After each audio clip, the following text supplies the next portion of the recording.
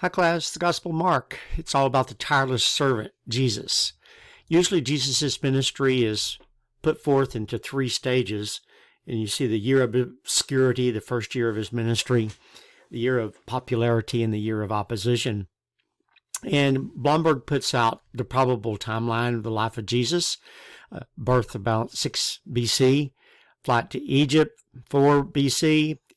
This would be at the death of Herod the Great. And then he comes back. His teaching in the 12, age 12 would be AD 7, working as a carpenter. John the Baptist begins his ministry around 27. First Passover is 28. And then from John's Gospel, we get the other Passovers, so he's crucified around 30. When you look at the different structures of the different Gospels, you can see that Mark has three main points. 1, 2, 3. The middle is the confession of Peter. So the setting of Mark it's quick-paced, dramatic, compelling. The action story is seen in the Greek word euthus. Euthus is used repeatedly throughout the gospel over and over again.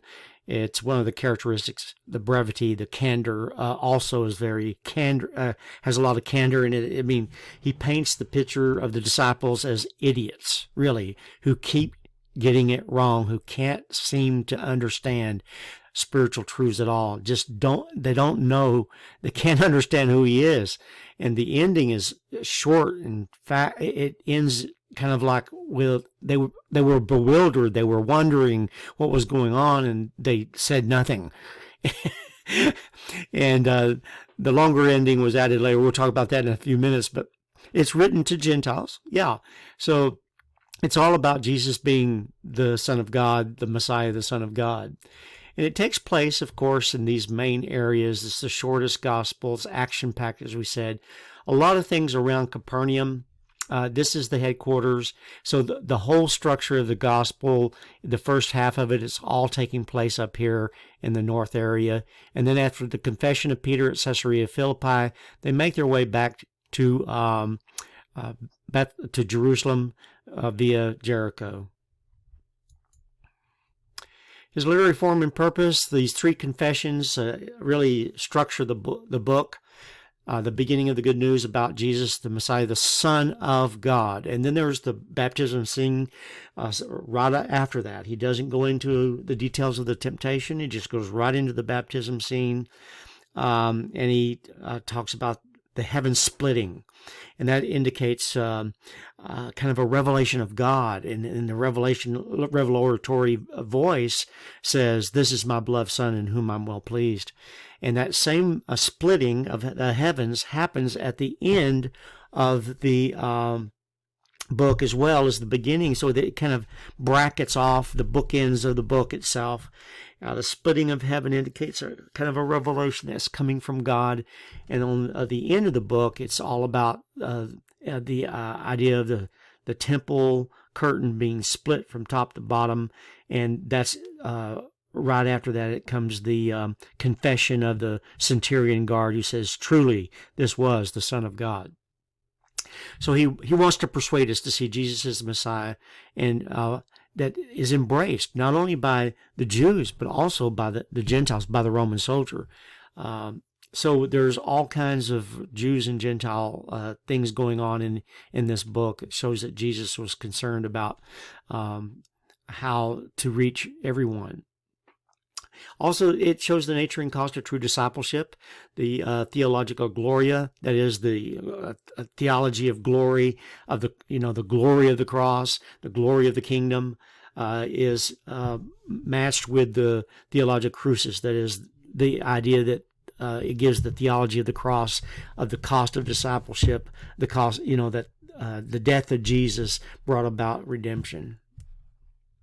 So visually you can see Son of God confessed at the beginning, in the middle, and at the end.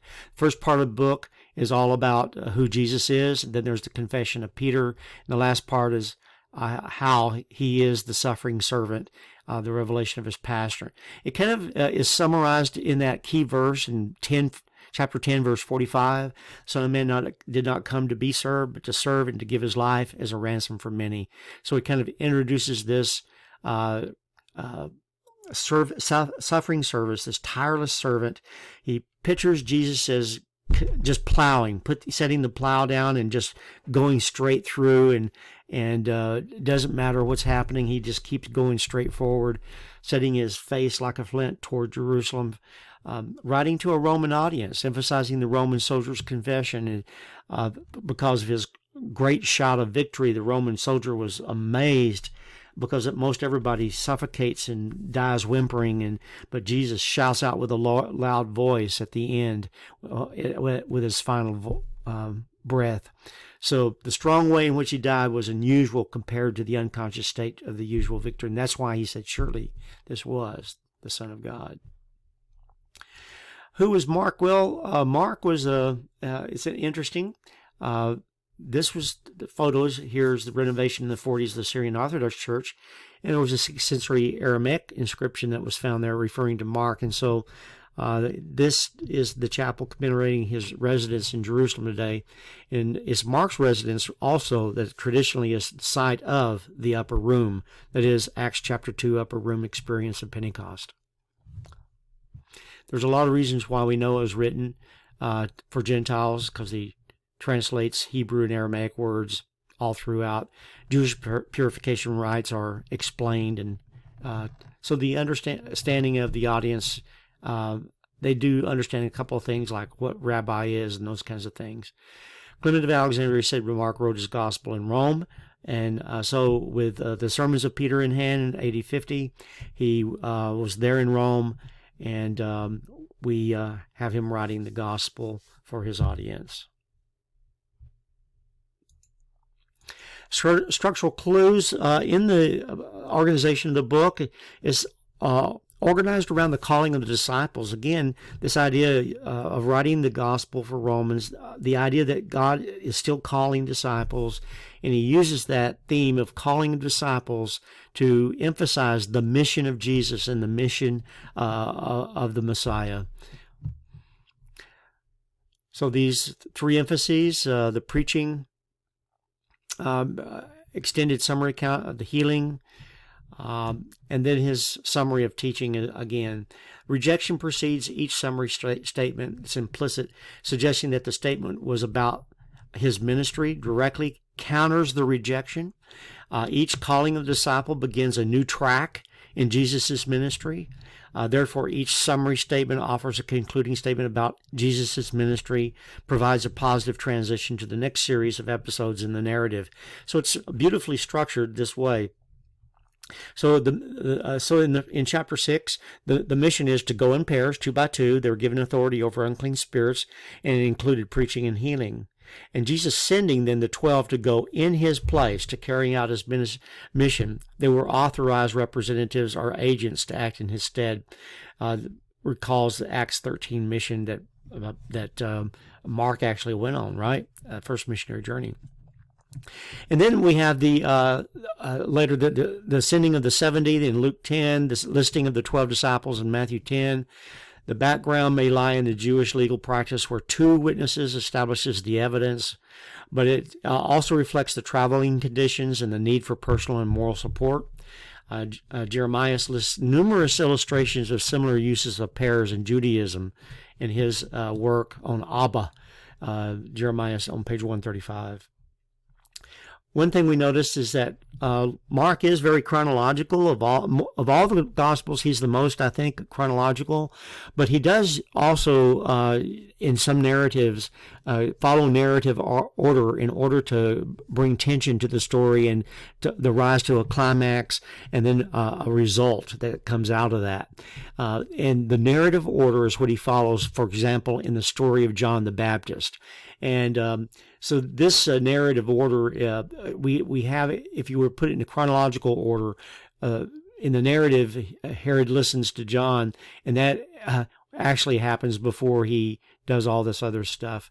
So we could go through this in detail and talk about it, but the point here is that the narrative order of Mark does jump around a bit in places, in certain pericopes, but in most of this gospel is pretty much in chronological order. One of the interesting things was Jesus' boundary jumping. We see that especially in Mark's gospel. It's made very plain. There's on this side of this inlet to the Jordan River, coming into the Sea of Galilee down here. On this side, we have Herod Antipas ruling and reigning. We have Capernaum over here, Bethsaida and Chorazin. Over here, we have another Bethsaida that's also been excavated with that name. It's interesting, but over on this side, Herod Philip is the ruler. And so politically, the boundary was this river. So what do we see here? Well, we have the feeding of the 5,000 over here, feeding of the 4,000 over here. We also have over here Jesus doing great works, but over here we have him asking the question, who do men say that I am? And that's being politically astute, because if he was confessed as the Messiah, Herod Antipas would have been like his father, Herod the Great, and would have taken action against Jesus, just like Herod Antipas did against John the Baptist and beheading him. So those two stories, you can actually look at them just to show that there is a difference, quite a bit of difference, and you can compare. Even the Greek words for the leftover baskets are different. And more of a Jewish flavor over here, more of a Greek flavor over here. And Mark certainly knew that these accounts were two separate events happening in two different places, all kinds of differences in what's going on in those stories. Again, that boundary jumping, moving east to avoid Herod Antipas's threats, actually entering into Gentile culture, territory a little bit. And he, in this, feels free to criticize some of the practices, the oral law traditions of the Halakha, of the Pharisees. And he declares over there, for example, all foods clean. And those kinds of things happen. Okay, as soon as the confession happens, he goes down to Jerusalem. He enters Jerusalem and he dies in Jerusalem. A large portion of the last half of the gospel is all about the final Passion Week. So when a person spends half his writing on all of the person's life up to the final week, and then the last half of his writing only covers the final week of his life, you know what the emphasis is. You know where what he's trying to say overall. So as Jesus redefines the Messiah, again, so that they won't expect a Roman military Messiah or a messianic type kingdom here on earth right now. He redefines all that. And as he's doing that, he redefines what discipleship is. And sacrifice is essential to being a member of the kingdom. So models of discipleship are found in children and those who suffer, such as the blind. Into such a major feast as the Passover, where Jerusalem swelled to twice its size. Some even say that the timing of the entry and the way it was done had a lot of messianic symbolisms in it. For example, the palm branches being the symbol of freedom during the Hasmonean period, being used to greet him. And but the cursing of the fig tree is a symbol of Israel and his temple. It bears no fruit, just like the temple bears no fruit. And he debates with them, and in the debates in Mark, it's an interchange between Jesus accusing them and the Herods accusing Jesus. In the death on the cross scene, here we have a deeply ironic scene. He's called king 6 times. He's mocked 3 times on the cross. The centurion's confession is there. Again, showing that Roman officials, all through this gospel, Roman officials are viewed in a positive light. He's buried in a rich man's tomb, but the witnesses to his resurrection are women at the end. And again, this whole thing about the heavens splitting, indicating revelation, apocalyptic imagery is here. The veil torn before his last breath. One church father said, it's things of heaven are being revealed. The Son of God. The way it ends is mystery and wonder. The women will arrive. The heavenly messenger says Jesus is alive, fulfilling threefold promise of the resurrection in the threefold predictions of his death on the road from Caesarea Philippi to Jerusalem. Mystery and wonder prods us to complete the drama with our own belief. And so those are the critical issues. So the critical issue at the ending is verse 8. There's other endings, of course, that were added later. But why end this way? Well, throughout Mark, the failure of all the male disciples are evident. And here, the failure of the women disciples are emphasized as well. They said nothing because of fear. Mark's audience knew the rest of the story, of course. Their very existence as Christians in Rome was due to the fact that after Pentecost, the disciples, both men and women, did not fail, that they were scattered from Jerusalem and came back from being in Jerusalem as pilgrims, and they brought the gospel to Rome. We know that in Rome, no apostle brought the gospel. It was people who came back after Pentecost who brought the gospel. So the church in Rome is because of faithful disciples who did not fail to tell the story. Mark's gospel comes from Peter, the epitome of failure before Pentecost. But after Pentecost, he was the epitome of boldness and speech. Therefore, the Romans will not fail if they have their own Pentecost. And I think that's why he ends the gospel that way, with this kind of abrupt ending. So what are you going to do? Are you going to fail, or are you going to be filled with the Spirit and bring a positive ending to your life? Again, more critical issues. The Hellenistic biographies, none of the Gospels mention their author by name, of course. Galen states it was not necessary to put names on the works because they were for public consumption, as everyone gave them a different title. The Gospels were likely personal documents written for communities they served, and Mark was the interpreter of Peter, as we see all through the church fathers. Who exactly was this Mark? We know he was a companion, a common name in the Roman world, by the way. In the New Testament, the only Mark mentioned is, we see it in Philemon. We see Paul mentioning him in 2 Timothy, that he's profitable for me. Of course, on the first missionary journey, he didn't want him, right? Because he abandoned them. On the second missionary journey, he didn't want him to go with him. John, whose surname is Mark, is who he is. He's a young man that grew up in Jerusalem and was a wealthy family, and it's in his home where the Pentecost probably took place. From these references, this composite personality, he was a Greek-speaking convert, knew some Aramaic. He became a Christian, closely associated with Peter. He joined Paul for a brief time. Tradition says Mark wrote around the time of Peter's death under Nero. It puts it in the early 60s.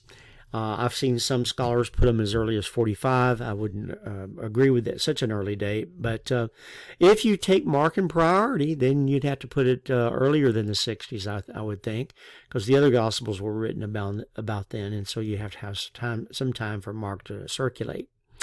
While nothing is certain, it seems not too far off, the Mark.